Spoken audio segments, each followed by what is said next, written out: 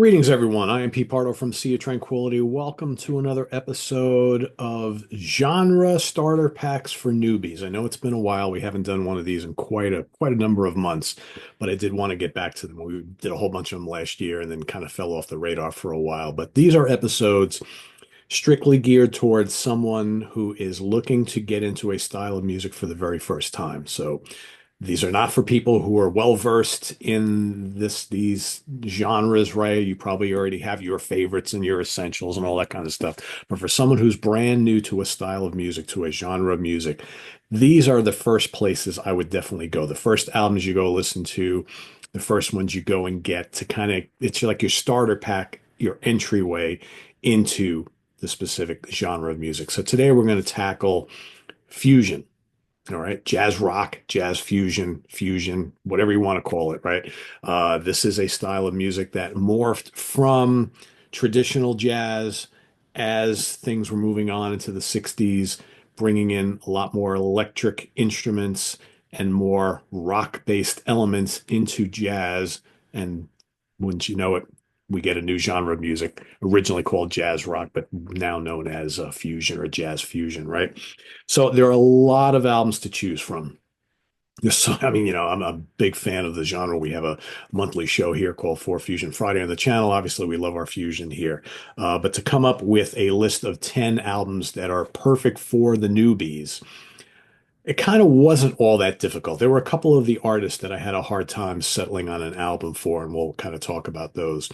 But and there are a lot of great like solo records and by a lot of musicians that are in some of these bands. I decided not to go that route right off the bat, and like I wanted to pick like just some very essential, legendary, classic albums that if you're going to listen to this music, you got to start with these. And spoiler alert, they're all from the 70s or late 60s into the 70s.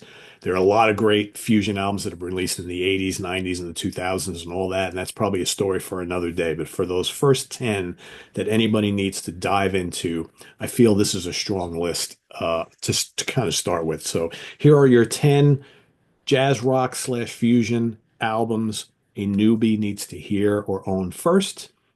And they're not really in any order, right? So these are all equally great albums, and some maybe a little more so than others. But first off, I'm going to start with my first pick. I'm going to go with the Tony Williams Lifetime Believe It. Now you see it says there the new Tony Williams Lifetime, right? Because this is like the already like the third configuration of drummer Tony Williams' band Lifetime. Of course, Tony Williams played with Miles Davis throughout most of the 60s and lots of other people, but he made his name playing drums in some legendary lineups in Miles's or specifically a legendary lineup in Miles's band in the 60s. And then he went off to form his own band.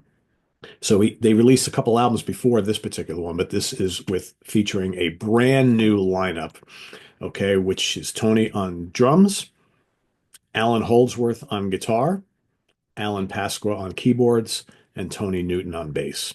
Now, this lineup would go on to do another album after this. That would be the last time we would see this particular lineup. That album has its moments, but it's nowhere near the classic of this particular one. There are just legendary tracks on here. This is also probably the height of Alan Holdsworth's like performances with lots of different bands, right? So he, of course, would play with a band we're going to talk about in just a couple minutes here, but he would also play with Soft Machine. He would play with Gong. He would, of course, play with UK, and he, was in a bunch of other bands throughout this the decade of the 70s. And I think, until he kind of fell into his solo career, Alan was kind of like this gun for hire and had done some amazing, amazing work with some of these bands. But this particular album, I think perhaps has some of my favorite performances from Holdsworth. You got the amazing Snake Oil is on here, Fred and Protocosmos and Red Alert, Mr. Spock. I mean, all these legendary tracks. And this is high energy fusion. And some of these albums on this list are, if you're someone, again, you're not really all that familiar with jazz, but you love rock music, maybe you like prog music, right?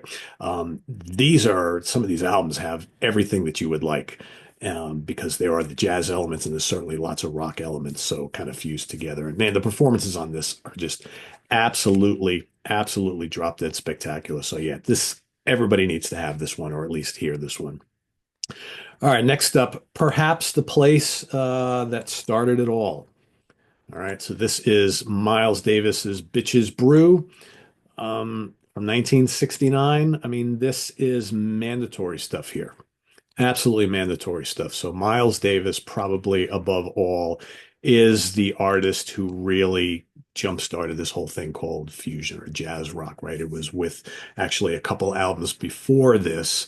You could arguably say two albums before this, but most people cite In a Silent Way as the album where Miles really started to incorporate elect electric instruments and electronic sounds into his brand of jazz. But it really was with Bitches Brew where everything fully became electronic, and he started really incorporating like rock-based guitars and multiple keyboards, electric keyboards. You got Fender Rhodes being utilized, right? Electric bass along with the stand-up bass, right? And just incorporating funk and avant-garde and rock sounds and elements into jazz, and which totally, moved away from the more traditional jazz and bebop that he was known for. And I'm sure an album like Bitches Brew probably horrified a lot of the jazz purists at the time.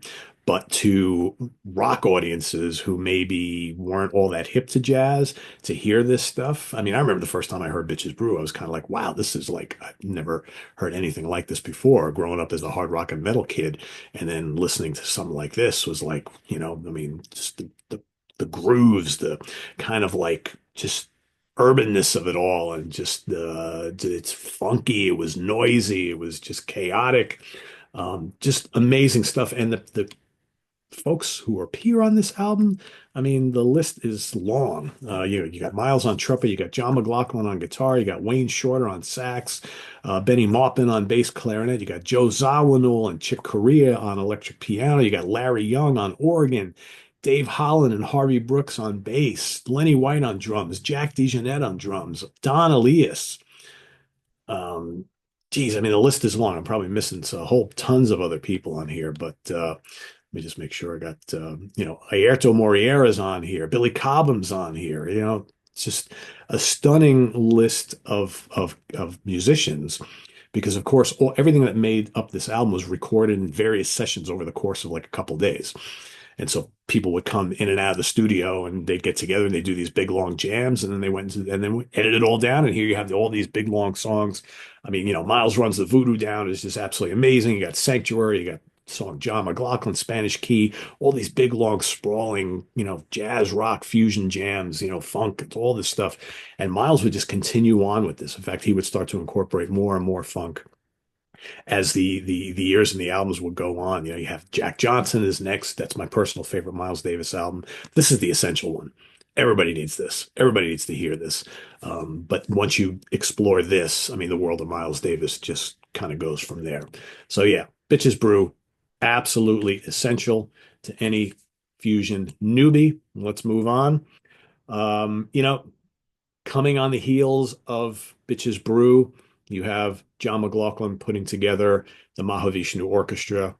The Inner Mounting Flame is the debut album here. I mean, this another one, absolutely drop dead essential. You have to have this album.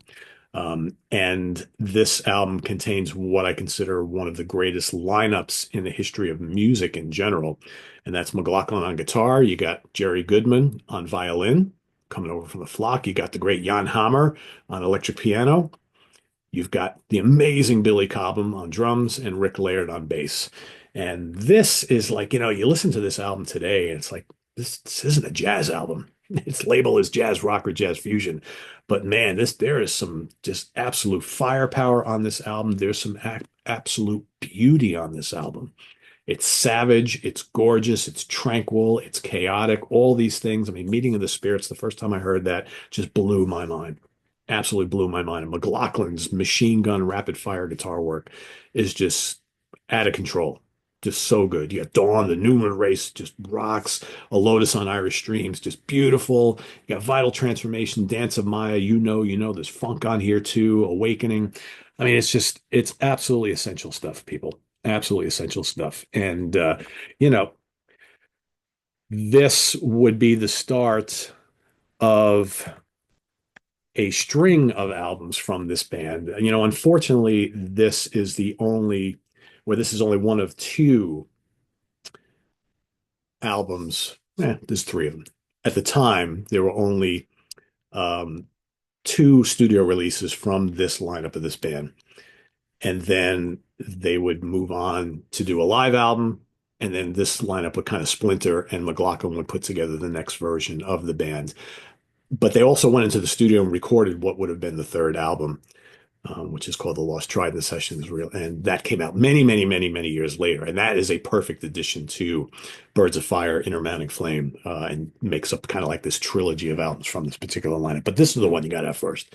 This, to me, is still my favorite Mahavishnu Orchestra album. It's just absolutely mandatory. So, so good. All right. Speaking of absolutely mandatory and so, so good, let's, all right, Prezi's going to be giving me problems. Please don't do this, Prezi. All right. We're gonna. That's why this app just absolutely sucks. Um, let's see here. All right, I'm gonna reload. I'm gonna talk about it, but I'm gonna reload the Prezi app because it's. Or let me refresh and see if that helps anything. This is why having your physical copies is just so much better because you don't have to rely on this damn software stuff. But the next choice is going to be a. It's the third album from this lineup of this band, fifth album overall for the group itself. And just bear with me here as I'm figuring out. Let's see. All right, that's not the one I want, but there we go. All right, I just gave away another one. So we got the Prezi app working again. So Return to Forever, The Romantic Warrior is my next choice. And this is just not only is it a just amazingly recorded album. But it's another one of those albums that contains a lineup of a band that's just so superior to like anything else going on out there at the time. Of course, this band put together by Chick Corea, originally created as a band to incorporate acoustic and electronic instruments. If you listen to the first couple of Return to Forever, he also had an album called Return to Forever under the Chick Corea as a solo album, but then he decided to kind of put the band together.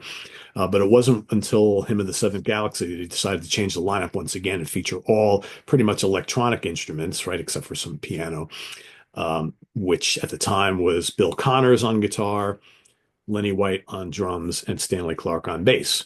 Well, Connors only lasted the one album. Great player, great album.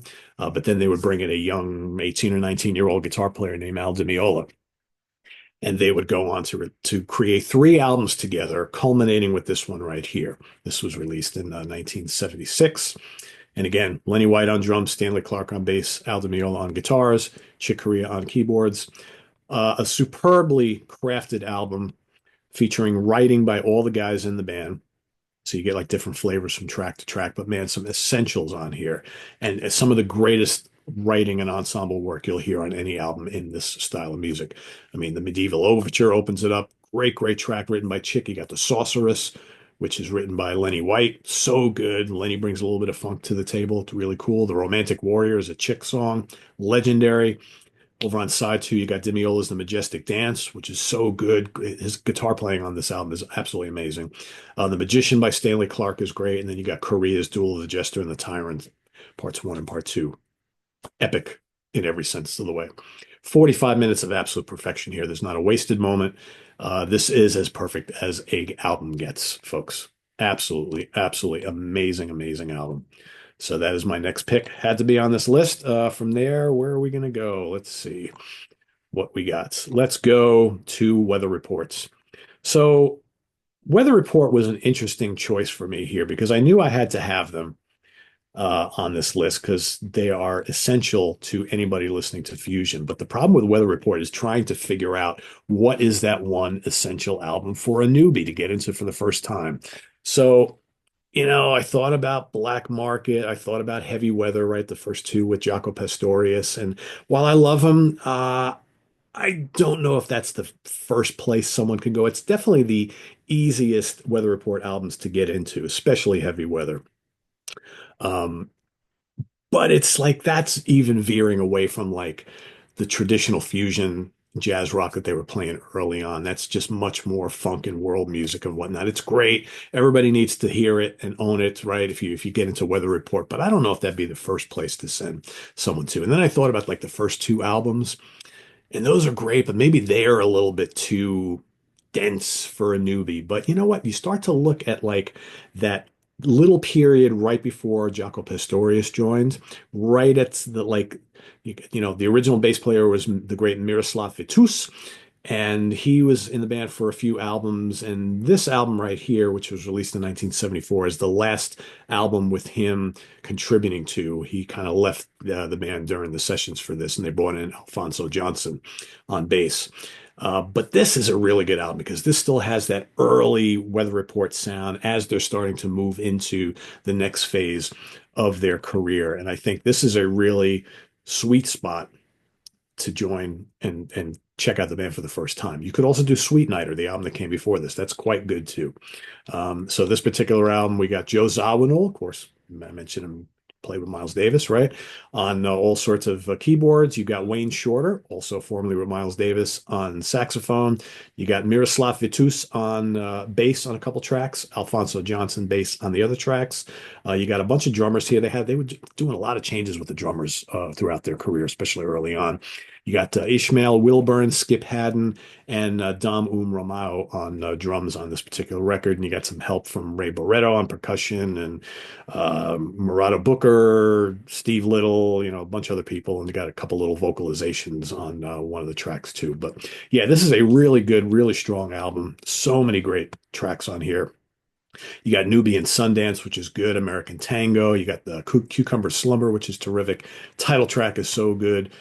Jungle Book. All these like epic Weather Report tracks. And Weather Report, a band that does not feature any guitar, right? So generally speaking, you're looking to the keyboard, you're looking to the sax, you're looking to the lead bass. That's like your soloist in the band. So great catalog, very different. They don't sound like Mahavishnu. They don't really sound, other than like the early stuff, they don't really sound like what Miles was doing. Don't sound like Return to Forever or Lifetime. Very, very different from all the other bands here, but absolutely, absolutely essential. So yeah, that's my next pick. Mysterious Traveler by Weather Report. But like I said, if you wanted to, you could choose any of their early albums as a kind of launching pad. And I wouldn't argue any of those. So yeah. So let's go. Let's move on to Herbie Hancock and his album Headhunters. So here's another one that a guy who's absolutely legendary when it comes to talking about this style of music. So of course he got his main claim to fame early on was being a member of Miles Davis's great band throughout the 60s. He played on some of those early Miles Fusion albums, but then he started doing solo albums of his own. And that's where, he really, really started to get noticed. And it was on this album, The Headhunters, which, is a kind of a crossover album because it brings this whole like jazz rock fusion thing and funk as well. And this is like one of those great funky fusion albums from this time period. This was released in 1973. And of course, this features the lineup of Herbie on all sorts of keyboards. He's playing Fender Rhodes electric piano, grand piano, clavinets, ARP Odyssey, all sorts of other stuff. You got Benny Maupin. Mentioned him before. He played with Miles. He's on saxophone and clarinet and flute and all sorts of other things. Paul Jackson on bass guitar, Harvey Mason on drums, the great Harvey Mason, and Bill Summers on all sorts of different percussion and things like that. So this kind of takes the kind of like the Mwandishi thing that Herbie was doing for a couple of years and makes it a little bit more commercial, a little bit more palatable to the general mass consumption, right? And this was a really big hit. This was a really big hit for him. It's got absolute classics on here like Chameleon and Watermelon Man. You got Vein Melter and Sly, right? Just four tracks, about 40 minutes worth of music. Great, great stuff. Big, long jams, tons of groove, lots of solos. A really, really essential album if you're going to dive into this style of music. So you have to have this one. There's lots of other Herbie albums you can go to next, but this is always the place where I start people with. So that's my next choice. We're going to go there. Let's see what we got next here. We are going to go to the debut solo album for Billy Cobham, titled Spectrum. So, of course, Billy, we mentioned him, play with Miles, play with the Mahavishnu Orchestra. Well, where do you go after that? Well, why not do a solo record, right? This was released in 1973, and he kind of picks up right where he left off with Mahavishnu and McLaughlin and company. He put together a red hot lineup for this album. So he's got himself on drums and percussion. He brings along Jan Hammer from Mahavishnu on electric and acoustic pianos and mini moog, right? Ken Scott recorded this album. It sounds terrific. You got Lee Sklar on electric bass. You've got Tommy Bolin on lead guitar on this album. Tommy Bolin at the time, kind of like an unknown, right? Played with this band called Zephyr, and he's also joining up with the James Gang. This is right before Deep Purple. You got also on this album, you got Joe Farrell on sax and flute. You got Jimmy Owens on flugelhorn and trumpet. You got John Trapea on guitar on one track. Ron Carter plays acoustic bass on here, and you got Ray Barretto on congas, and some absolutely face-melting songs on here. Again, this kind of jazz rock fusion and funk. And Tommy Bolin totally brings guitar firepower to the songs, the guitar with the guitar that he plays on this album. So you got like Quadrant 4 is just amazing. The incredible Stratus, right? Quadrant 4 is just absolutely blistering. Bolin's solo work on here is just tremendous. You got Searching for the Right Door, a little quick little song leading into Spectrum. You got Tori and Matador, another great song. You got great drumming on here. Of course, Cobham's always playing drum solos on all his albums. You got To the Woman in My Life and Lelise, Snoopy Search. The Red Baron is great too. Classic track. Most people cite this as one of the great fusion albums of all time, and I would not disagree with that at all. It's a reason why it's on this list. Just mandatory stuff. And for me, Billy Cobham is the greatest fusion drummer of all time. He's just, and still at his age to this day, he's still amazing. Some of Cobham's work is just mind-blowingly great. Just so good. And there's a lot of great fusion drummer folks. Alfonso Mouzon, you got Cobham, you got Lenny White, you got Tony Williams. I mean, all these great drummers. But man, to me, Billy has always been number one. Just so good. Great player, great album. Let's move on. Speaking of great players, Bruford, one of a kind. Bill Bruford, of course, this is his solo band after, leaving and demise of King Crimson. He, of course, was in Yes for a number of years, and Bruford mainly known as a rock drummer. However, he has a great love for jazz, and here with the Bruford band, he decided to put together his fusion band. Right, this was released in 1979. Another killer lineup. Amazing how many great lineups are on some of these albums. Right, Alan Holdsworth, there he is back again on guitar. Dave Stewart, the great Dave Stewart on keyboards. Bruford on drums and Jeff Berlin on bass, right? In the studio, you got Eddie Jobson plays a little violin. You got John Clark does a little bit of stuff on the reissue, right? Because he would be the guy that would join up the band after Holdsworth leaves, right? So if you get the reissue, you got a little bonus track with John Clark kind of foreshadowing what would come next, right? But here on this album, man, Holdsworth is just a man on this. So many great songs on here. You got the great Hell's Bells on here. You got the One of a Kind 2-part title track, so good. You got 5G, you got the Sahara of Snow 2-part thing, Forever Until Sunday, Fainting in Coils. I mean, everything on here is just fantastic, and it's just so expertly written and woven and arranged. And again, Berlin and Holdsworth doing their amazing stuff together. Of course, Stewart's great playing. Just another one of those legendary lineups that just did not last for all that long. So yeah, another mandatory fusion album, Bill Bruford, one of a kind. Let's go from there to Brand X. So this is a band put together as a way to kind of bridge the love for jazz and jazz rock and progressive rock together. And you have the coming together of some amazing musicians. This was released in 1976. So in 1976, a guy you may know, a drummer named Phil Collins, drummer and vocalist, was playing in this big band called Genesis, right? So he had some kind of time on his hands in between albums and tours, and he got the call from a couple guys who were looking to put together a group. Why don't you come check us out and play with us, right? Percy Jones on electric and acoustic bass, John Goodsall on guitars, and Robin Lumley on keyboards. You have Brand X, right? The great Brand X, another one of those bands that would have lots of lineup changes through the years. This is the classic lineup of the band. They would do a few albums together, but again, kind of like I would say I would kind of liken this to maybe the Bruford stuff and maybe the Return to Forever stuff as this kind of like high energy jazz rock that has lots of prog going on in there, right? Nuclear Burn, just great solo spots, great arrangements. This is high energy stuff here. Euthanasia Waltz, you got the title track is amazing. Running on Three, Born Ugly. I mean, on the smacks of euphoric hysteria, just great stuff. And then the interplay. And here's where if you didn't already think that Phil Collins was a great drummer, you listen to him play on this, and you're like, my God, guy was amazing in his heyday. Phil Collins was amazing in his heyday. I know a lot of people like to remember Phil Collins as the singer, the solo guy, right? But man, his guitar, his drum work in Genesis is amazing. And then you listen to this Brand X stuff, and you're like, God, this guy had the chops. And then John Goodsall, another one of those underrated guitar legends, right? He's another guy, burner like McLaughlin and like Holdsworth and Demiola. I mean, this guy could really play. And then of course you got the great Percy Jones, one of the unsung bass players of all time. So yeah, another killer album, Unorthodox Behavior from Brand X, a must-have.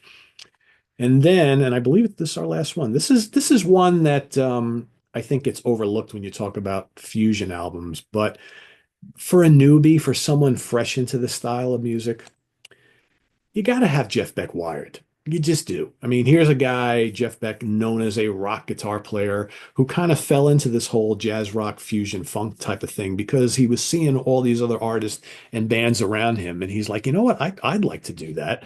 He's watching what the Mahavishnu Orchestra are doing. He's watching what Tommy Bolin's doing with both Billy Cobham and Alfonso Mouzon. And he's like, I can make an album like this, right? So, of course, he puts out an album called Blow by Blow, which has elements of fusion and rock and, all that sort of thing. Personally, I prefer Blow by Blow just a little bit more for different reasons. But this is really the more fusion album, the more jazz rock album of the two. There is jazz rock and funk going on all throughout this album, and it's a great one. This was released in 1976 as well. Got a lot of 76ers here. We got Jeff Beck on guitars, got Max Middleton on all sorts of keyboards, clavinets, Fender Rhodes electric piano. You got Jan Hammer on synthesizer, right? Jan Hammer shown up a couple times here. You got Wilbur Bascom on bass. You got the great Narada Maka Walden on drums, of course, from Mahavishnu Orchestra, the second go around. You got Richard Bailey also plays drums on here, and then you got Ed Green also does a little drumming on here. So, this is just killer fun, upbeat album, right? You got Lead Boots, which kicks it all off. Just one of Jeff's signature tracks. So good. Come Dancing is great on here. You got a great rendition of Charlie Mingus's Goodbye Pork Pie Hat. You got the great Head for Backstage Pass, and you got some classics on side two. Jan Hammer's amazing Blue Wind, right? You got Sophie, Play With Me, Love Is Green. Narada Michael Walden wrote a lot of the songs on here. So just great stuff. Amazing playing from Jeff Beck as well and the whole band. But this is just a lively, just intense album that I think anybody who's looking to get into fusion, you got to start here. I mean, this could be the first fusion album I ever owned. Did I really know it was fusion at the time? Probably not. But I remember being a kid having this. I had this in Blow by Blow, and I was like, oh, these albums are great. It's instrumental of Jeff Beck, right? But later on, these are some of the great, and this was this and Blow by Blow were big selling albums, So yeah, those are my picks, folks. And so again, we got Jeff Beck wired, Unorthodox. Let me just go through the list for you. Got Unorthodox Behavior by Brand X. You got One of a Kind by Bruford. You got Spectrum. I always want to call it Stratus. Spectrum by Billy Cobham. You got The Intermounting Flame by the Mahavishnu Orchestra. You got Bitches Brew by Miles Davis. You have Believe It by the Tony Williams Lifetime. You got Headhunters by Herbie Hancock. Romantic Warrior by Return to Forever. Mysterious Traveler by Weather Report, and that is my final pick. So I want to thank everybody for watching this latest episode of Essential Albums Starter Pack albums for a newbie to a specific genre. And we'll be back with another one real soon. Next couple days, I'm going to do one for Doom metal. So for those of you who are like maybe hard rock fans, maybe metal fans, but don't listen to a lot of Doom, but would want to, because we mentioned Doom a lot here on the channel, I've got your starter pack ready to go for that. So that's coming up in just a couple days or less. So stay tuned for that. Visit us on the web at www.seatranquility.org. We're on Facebook, we're on YouTube all together all the damn time. Please subscribe if you haven't already and click on that notification bell so you get alert of all of our content as it posts. And please do hit the like button before you leave. Also down below, we got the links to our Ko-Fi page for channel donations, our merch page, our Cameo page, and the Sea of Tranquility membership options all down below. Thanks in advance for all your support. It's greatly appreciated. And we'll see you soon here with more stuff. I am Pete Pardo. Have a good weekend. Bye-bye.